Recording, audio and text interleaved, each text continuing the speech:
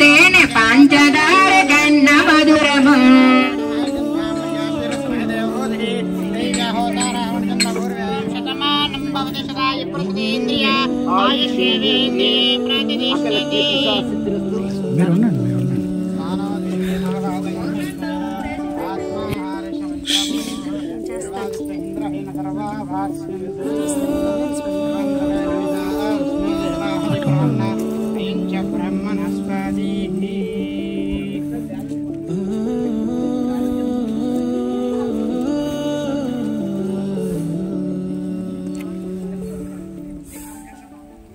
Society 18వ వార్షికోత్సవానికి ఇచ్చేసినటువంటి మనం ప్రియ అతిథి శ్రీ ఆర్ఎస్ కుమార్ గారు, మా జిల్లా ఖజానా శాఖ ఉన్నతాధికారి, జిల్లా ఖజానా మరియు లెక్కల శాఖ అధికారి వారు ఇచ్చిన ప్రోత్సాహం వల్ల, ముఖ్యంగా వారి దీవెనల వల్ల మా సంస్థ 18 సంవత్సరాల పాటు నిరాటంకంగా ఈ సేవా కార్యక్రమాల్ని కొనసాగిస్తుంది.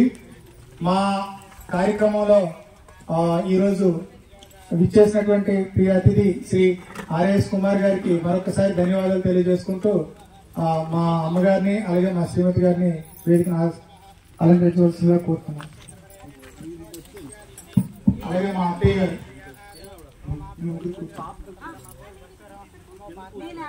అలాగే మన కార్యక్రమానికి పెద్దలు దూస్పంతులు గారు విచ్చేసి వారి ఆధ్వర్యంలో జరుగుతుంది. వారిని కూడా వేదిక మీదకి రావాల్సిందిగా ఆహ్వానిస్తాం. ఈరోజు మనల్ని ఆశీర్వదించడానికి వచ్చినటువంటి మా డిడి గారికి మరొకసారి ధన్యవాదాలు తెలియజేసుకుంటూ, వారు ఎప్పుడూ కూడా ఒక బెస్ట్ మోటివేషనల్ స్పీకర్, అందరికీ కూడా ఉత్తేజాన్ని కలిగించి ముందుకు తీసుకెళ్లే మాటలు చెప్తూ ఉంటారు. వారిని మేము ఎప్పుడూ ఒక ఆఫీసర్గా కన్నా మా కుటుంబానికి పెద్ద దిక్కులాగా మేము చూస్తూ ఉంటాం. వారి యొక్క ఆశీస్సులు అందజేయవలసిందిగా కోరుతున్నాం. ఆఫీసులో పనిచేస్తున్న పద్మనాభం గారి యొక్క తండ్రి గారి స్మారకోటాన్ని జ్ఞాపకం చేసుకుంటూ 18వ స్మారకోటాన్ని నిన్న సాయంత్రం ఉదయం వచ్చి నన్ను కోరాడు, సాయంత్రం రేపు రావాలని.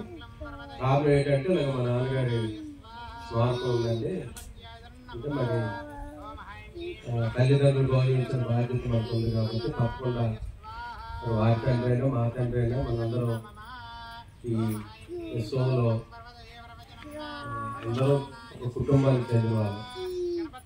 భారతదేశంలో మన పుట్టడం అనేది చాలా పూర్వజన్మ సుకృతం అంటారు కదా. ఎందుకంటే ఈ దేశంలో ఉన్న భక్తి ఏ దేశంలో కూడా లేదు. సరే, ఎవరి మతం ఎవరి విశ్వాసం వారిది, అన్ని విశ్వాసాలు కూడా ఒకటే చెప్తారు, అందరూ మంచిగా బతకాలి, ఇంటి వారికి సహాయం చేయాలి, భగవంతుని జ్ఞానం నిత్యం అనుకుంటాను. ఏ మతం అయినా బోధించేది ఇదే. అయితే పద్మనాభం నేను నా దగ్గరే జాయిన్ అయ్యాడు. వారు తండ్రి గారి టీపీలోకి చనిపోవడం బట్టి తనకి ఉద్యోగం రావడం జరిగింది. మొదటి నుంచి మరి నాకు బాగా తెలుసు, నేనంటే మంచి అభిమానం ఉన్న వ్యక్తి. మొదట నా దగ్గర పనిచేసి తర్వాత మరి ఆ సీట్లు మారాలి కాక అలా మారుతూ ముందుకు వెళ్తున్నాను. అయితే మన దగ్గర మెచ్చుకోవాల్సిన విషయం ఏంటంటే, ఇందాక చెప్పాడు కదా, సమాజంకు కావలసిన విద్య, వైద్యం, అలాగే న్యాయ సహాయం, ఇంకోటి పర్యావరణం, ఈ 4 మంచిగా చేస్తూ అనేక మందికి, అంటే చేయడం అనేది అనేక మందికి ఉపాధి కానీ మేలు కానీ జరగాలని ఒక ఆలోచనతో ముందుకు వెళ్తున్నాం. ఆ ఆలోచన ఎవరు చేసినా భగవంతుడు దాన్ని అంగీకరిస్తాడు. ఎందుకంటే ప్రతి మానవుల్లో కూడా భగవంతుడు అనేవాడు ఉంటాడని ప్రతి మతం బోధిస్తాడు. మా బైబిల్లో ఏం చెప్తాడంటే, నువ్వు అనుకున్నావు నీ పొరుగు వాడు కూడా అలాగే ఉండాలని నువ్వు ఆశించాలి, నువ్వు ఎలాగా ఉండాలని కోరుకుంటున్నావో నీ పొరుగు వాడు కూడా అలాగే ఉండాలని నువ్వు చేసిన రోజు దేవుడు తప్పకుండా నీకు సహాయం చేస్తాడు. అదేవిధంగా హిందూ మతంలో కూడా ప్రతి మానవుల్లో కూడా దైవం అనేది ఉంటుంది, ఎదుటి వాళ్ళు మనం గౌరవించాలి. సో పద్మనాభం మరి ఈ ఆలయాన్ని ఎవ్వరూ పట్టించుకొని ఈ ఆలయాల్ని తను మరి దేవుడు ఎందుకు తనకు ఆ సంకల్పం వచ్చాడో మనకు తెలియదు, కానీ ఆ సంకల్పాన్ని ఆయనే కొనసాగానే మనం అనుకుంటాం మనం చేస్తామని, మనం చెయ్యము, దేవుడు మనతో చేయిస్తుంటాడు. మన కొంతకాలానికి అర్థం అవుతుంది, అంతవరకు అర్థం అవుతుంది. సో భగవంతుడు మరి తనలో ఏ మంచి చూసాడో మనకు తెలియదు, కానీ ఇక్కడ ఎవ్వరూ పట్టించుకొని ఈ పురాతన ఆలయాల్ని మరలా దాన్ని ఒక సమాజంలో తీసుకురావాలని ఒక మంచి దృఢ సంకల్పంతో ఈ వ్యాసనారాయణ మెట్లో ఉండే ఆలయాలన్నిటి చేసిన దీనిలో చాలా ఒడిదుడుకులు ఎదుర్కొంటున్నాడు. అయినా కూడా భగవంతుని సంకల్పం కాబట్టి ముందుకు నడుస్తున్నాడు. మరి ఇంకా చెప్పాడు కదా, ఏదో మా మీద ఎవరో చేయాలని ఏదో కార్యక్రమం పద్ధతి మాకు మేలే జరుగుతుంది.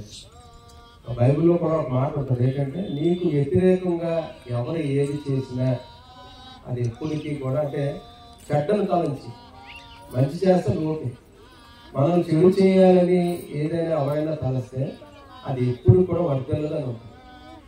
అంటే మన హృదయంలో మంచి సంకల్పంతో మనం ప్రారంభిస్తే భగవంతుడు దాన్ని ఖచ్చితంగా చూస్తాం. అందరికీ భగవంతుడు ఒకటే. అంతే కాబట్టి మనం ఆ భగవంతుడిని తెలుసుకునే మార్గంలో మనం వెళ్ళిన రోజు ఆయన రివీల్ అవుతాడు. అంతవరకు రివీల్ అవ్వడం అంటే అందరికీ భగవంతుడు ఉంటే కనపడండి, ఉంటే చూపించండి అని చాలా మంది అంటారు. ఏంటంటే వాళ్ళకి నాలెడ్జ్ లేక అంటారు, అంటే భగవంతుని కూర్చుని అవగాహన లేక వారు ఆ మాటలు మాట్లాడారు. నిజంగా భగవంతుని చూస్తే ఏ మనిషి కూడా బతకలేడు, అసలు ఉండలేడు కూడా. అందుకే భగవంతుడు ప్రత్యక్షం అవ్వడం.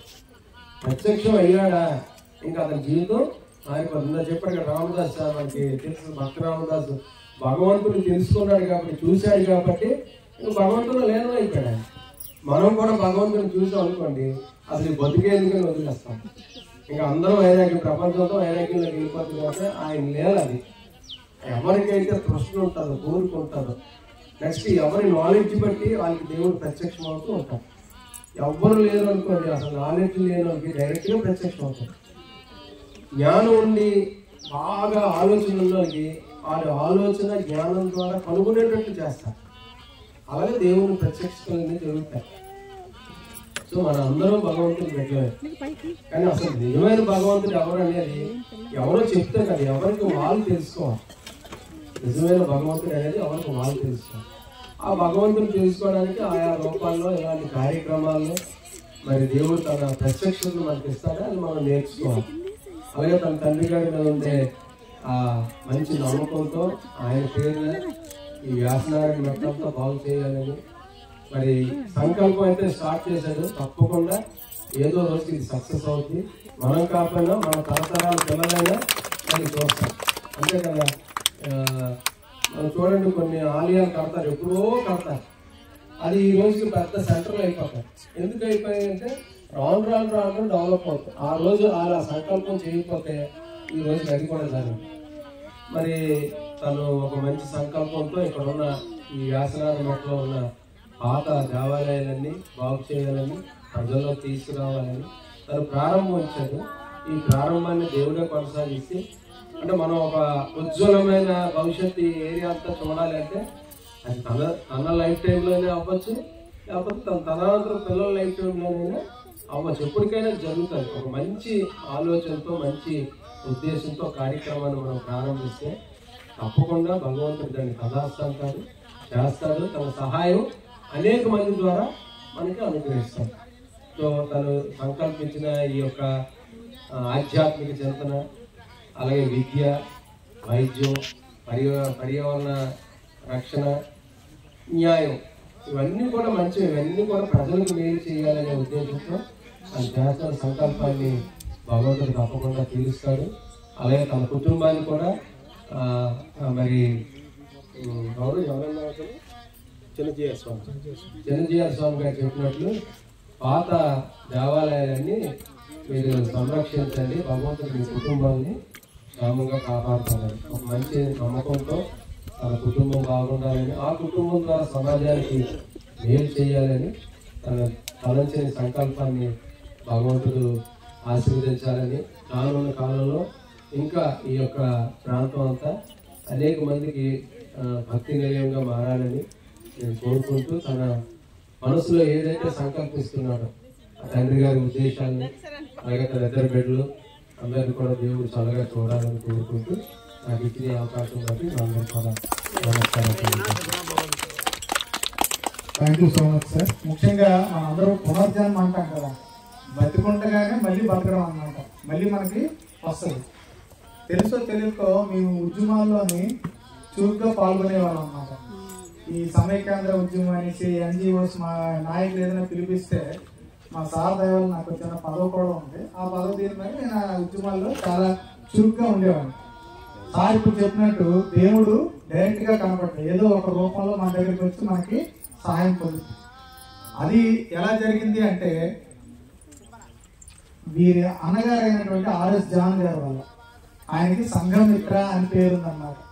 ఈ తండ్రి గారి పేరు నోబుల్ జాన్ గారు, నా వారి ధర్మపుత్రుడైన ఆర్ఎస్ జాన్ గారు, సంఘమిత్ర డాక్టర్ ఆర్ఎస్ జాన్ గారు ఏం చేసేవారంటే ఆ ఉద్యమాల టైంలో నన్ను అరెస్ట్ చేయాలని, ఆ కర్ఫ్యూ సమయంలో నన్ను ఇరికించాలని చాలా కుట్రలు పన్నారు.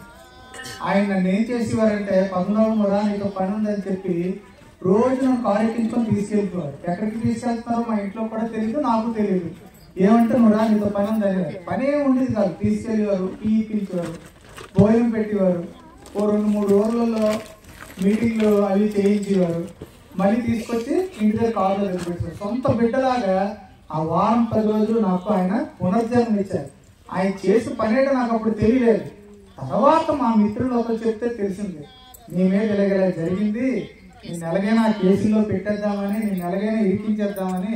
యాక్చువల్గా చేసిన వాళ్ళు, ఆ కర్ఫ్యూలో బాధపడిన వాళ్ళు అందరూ వేరే, వాళ్ళు ఎవరో మాకు తెలియదు. మేము ఓన్లీ ఉద్యమం చేసాం, ఉద్యమం ఆపమంటే ఇంట్లో ఉన్నాం. కానీ ఏదో రకంగా చేద్దామన్నారు. ఆ రోజు కూడా దైవ స్వరూపంగా వారి అన్నగారు వచ్చి నాకు ప్రాణభిక్ష పెట్టారు. దానికి నేను సదా మీ కుటుంబానికి రుణపడి ఉంటాను సార్. మీరు ఎలాగైతే ఉద్యోగానికి నాకు ఆశీర్వదించారో అన్నగారి వల్ల నేను ప్రాణభిక్షతో ఈరోజు నేను బతుకున్నాను సార్. మీకు సదా నేను రుణపడి ఉంటాను సార్. మీ తల్లి చేతితో ఈరోజు మా కార్యక్రమాన్ని ఇచ్చేసిన భక్తులకి చిరు కానుకలు ఇవ్వాల్సిందిగా కోరుతున్నాం సార్. మరి ముఖ్యంగా మా బ్రహ్మగారు వారు 90,000 జీతగారు, అంతేండి 90,000. అమ్మవారి సేవలో, మన పైడితల్లం వారి సేవలో 45 సంవత్సరాలు చేశారు. ఎవరికైనా ఆయన పూర్ణ కుంభం స్వార్థం పలకవలసిందే. అలాంటి పెద్ద ఆయన మన ఆహ్వానాన్ని మన్నించి, మా కోరికను మన్నించి, దేవస్థానం అధికారులు వారి తాలూకా ఆదేశాలతో మన దగ్గర కేవలం 1000 రూపాయలు జాయిన్ అయ్యారండి. అంతేండి, అంటే మన కుటుంబం సినిమాకి వెళ్తే వచ్చినంత ఖర్చు. ఎట్లా చప్పట్లు కొట్టండి ఒకసారి ఆ పండుగ గారికి. ఉదయం సాయంత్రం ఆయన అక్కడికి పోయారు, నాన్న నేను పైకి రాలేను, కొందరు ఏమైనా ఏర్పాటు చేస్తామంటే వారి సంకల్పం ప్రకారం అక్కడ వినాయకుడి కోవుల, సుబ్రహ్మణ్యేశ్వర స్వామి కోవుల అందులో నిర్మించి ఆంజనేయ స్వామిని ప్రతిష్ఠించి, అయ్యో మీరు కూర్చోండి, ఎవరికైనా ఇబ్బంది అయితే ఇక్కడికి పైకి తీసుకొద్దామని చెప్పి వాళ్ళని అక్కడ ఆ రోజు నుంచి పూజా కార్యక్రమాలు అట్లా కంటిన్యూ చేయడం జరుగుతుంది. మా ఆహ్వానాన్ని మన్నించి వచ్చినటువంటి సతీష్ గారిని వేదిక మీదకి రావాల్సిందిగా ఆహ్వానిస్తున్నాం. ఇప్పుడు మన పంతులు గారి గురించి ఎందుకు చెప్పారంటే, మీరందరూ రోజు వచ్చి సోమవారం అనో, మంగళవారం అనో, బుధవారం అనో, శుక్రవారం అనో, శనివారం అనో పూజలు అవి చేయించుకుంటే ఆయన ఇక్కడ పడుతున్న దానికి కష్టాన్ని ప్రభుత్వం గుర్తించి ఆయన్ని దోపదేపం స్కీమ్ కింద చేర్చి పెద్ద జీతం చేసే అవకాశం ఉంది. ఈ కార్యక్రమాలన్నీ మేము ఎందుకు చేస్తున్నామంటే, ఈ హడావిడి, ఈ టెంట్లు, ఈ మైకులు, ఈ లైట్ సెట్టింగ్లు, ఇవన్నీ ఫోటోలు చూపిస్తే సి గ్రేడ్ కింద మార్చాలని మా సంకల్పం. ఏ గ్రేడ్ అంటే ఏంటంటే అన్ని ప్రభుత్వం ఇస్తుంది అన్నమాట. సి గ్రేడ్ అంటే మీరు చేసుకుంటే మీరు, మీరు చేసుకుంటే మీరు, మీరు చేసుకుంటే మీరు, లేకపోతే లేదు. సో సి గ్రేడ్ లో ఉంది ఆలయం. కానీ స్వయంగా విష్ణుమూర్తి సంచరించినటువంటి, వ్యాసనారాయణ స్వామి సంచరించినటువంటి వ్యాసనారాయణ నట్టు ఇదంతా కూడా. మరి ఆ ఆలయానికి వారు వచ్చి సేవలు చేస్తున్నందుకు చంద్రుడికో నురుపోగులాగా స్వామివారికి మా డీడీ గారి చేతుల మీదుగా చిరు సత్కారం చేయవలసిందిగా కోరుతున్నాం. గారికి మా డీడీ గారి చేతుల మీదుగా చిరు సత్కారం. అందరికీ గట్టిగా చప్పట్లతో.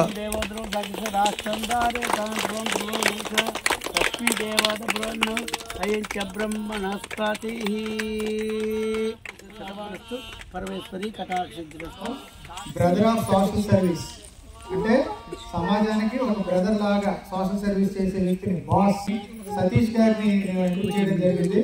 వారు కూడా అయ్యన్నపేటలో గ్రామ దేవత గోపాలమ్మ వారి ఆలయాన్ని పునర్నిర్మించి చాలా వైభవంగా ఆ దేవి మా డీడీ గారి చేతుల మీదుగా ఈరోజు ఆ పురస్కారాన్ని అందుకోవాల్సిందిగా కోరుతున్నాను.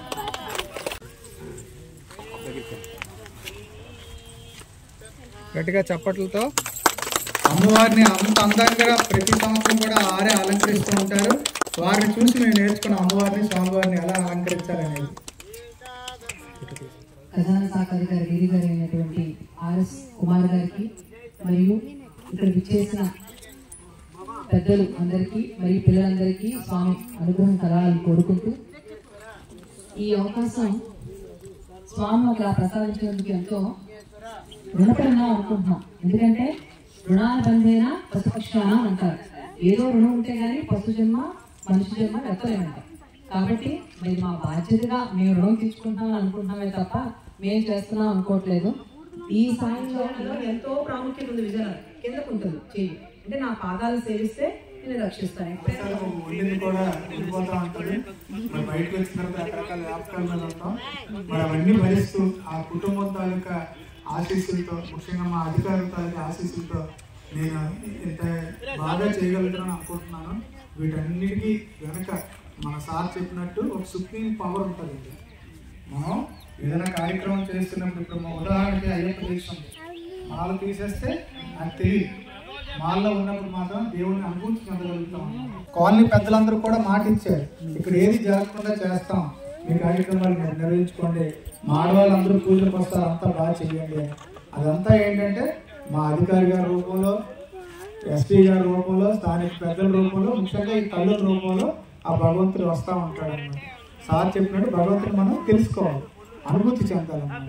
మరొకసారి ఈ అవకాశం ఇచ్చిన మా సార్కి మీకు పేరు పేరున ధన్యవాదాలు తెలియజేసుకుంటూ, కార్యక్రమం దేవస్థానం అధికారులకి ధన్యవాదాలు తెలియజేసుకుంటూ సెలవు తీసుకుంటాం.